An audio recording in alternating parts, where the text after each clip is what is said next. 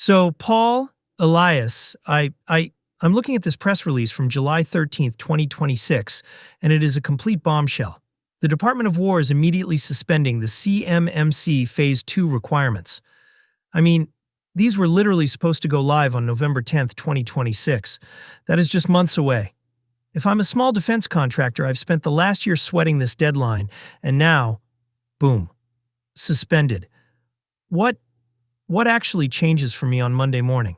Well, Eric, the short answer is practically almost nothing on the ground, but legally a massive breather. Let's be very clear about what did not change. The safeguarding requirements under DFARS 252.204-7012 still there. NIST SP 800-171 Rev 2 still the standard. Phase 1 self-assessments firmly in place. This isn't a get out of jail free card for security.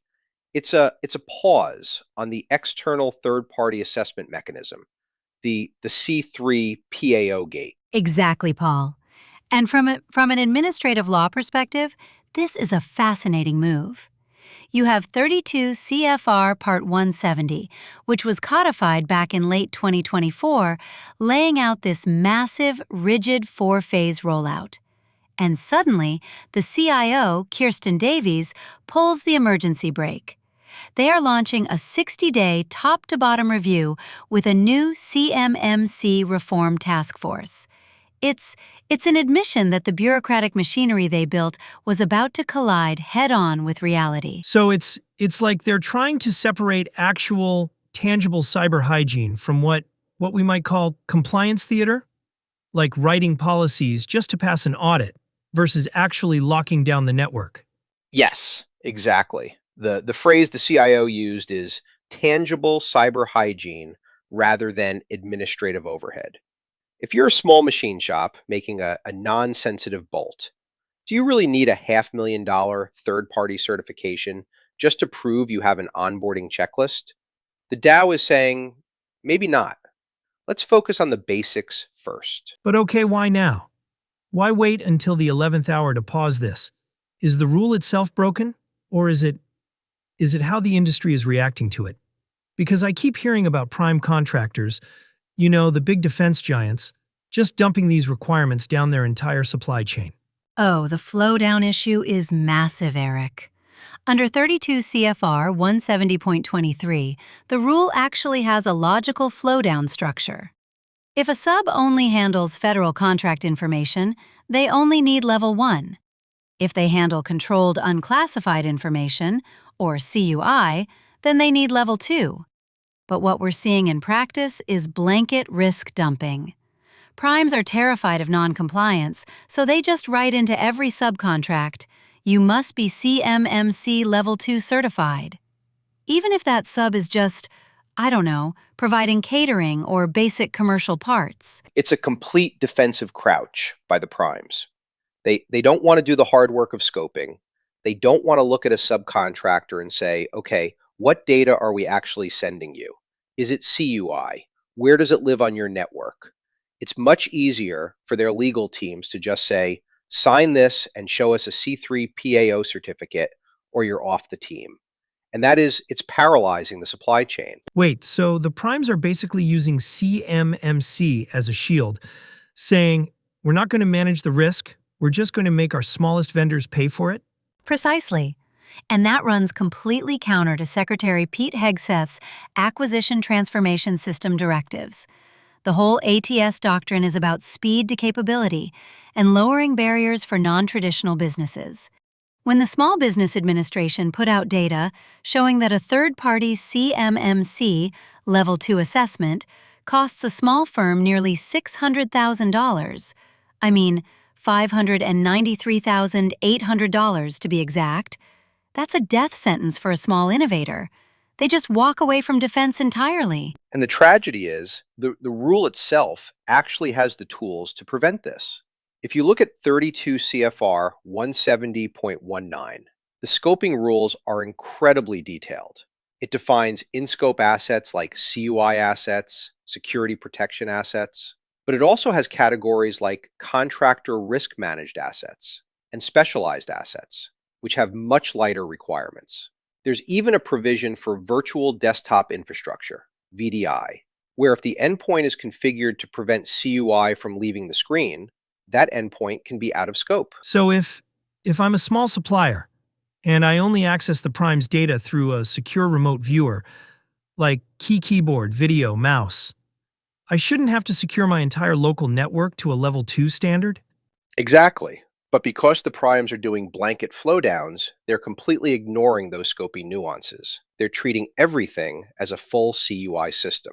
It's like requiring a security guard at the front gate of a factory to wear a full hazmat suit because there's a sealed vial of chemicals in a lab 3 miles away. It makes no sense, and it's destroying the very agility the military needs. And we have to remember, the department has other ways to verify compliance. The revolutionary FAR overhaul deviations from earlier this year relocated self-assessments to DFARS 252-240-7997 and kept the government-led medium and high assessments. That means the DCMA's DIBCAC team can still go in and audit you if they need to.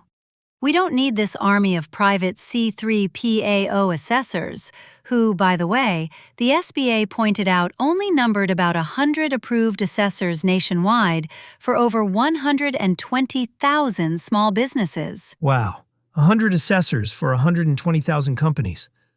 That math doesn't work at all. It's a complete bottleneck. So this 60-day review, is this just a political delay, or is there a deeper shift happening in how the department views cyber risk? I think it's a fundamental shift in doctrine, Eric. If you look at the Brilliant at the Basics campaign the DOW CIO launched alongside this, it's all about high-efficacy, tangible controls. They're talking about phishing-resistant MFA, moving away from SMS and push notifications entirely. They're talking about logical segmentation to limit lateral movement, and dynamic asset inventory. These are things that actually stop hackers, not paperwork exercises. Yes, and the Concurrent Request for Information, the RFI, has 7 very pointed questions. They are literally asking industry which controls deliver the most actual risk reduction and which ones just create massive administrative overhead. They want to slim down the baseline.